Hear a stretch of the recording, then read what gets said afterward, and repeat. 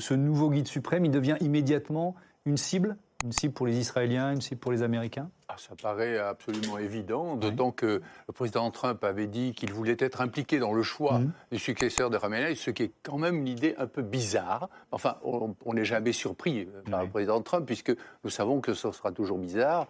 Et donc, à partir du moment où il ne l'a pas choisi, à partir du moment où pour Israël, c'est aussi une cible, et que la stratégie jusqu'à présent suivie a été de décapiter ce régime, le haut de la pyramide, même s'il se reconstitue, sera toujours une cible de choix.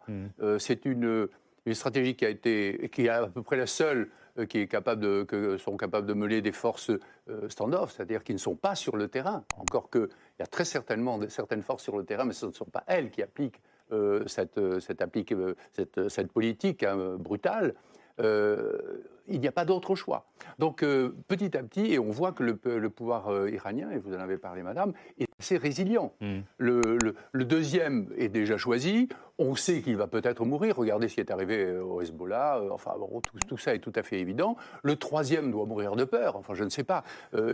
D'accord, ils ont vocation à être martyrs, mais il ne faut pas plaisanter, bien sûr, sur ces sujets-là.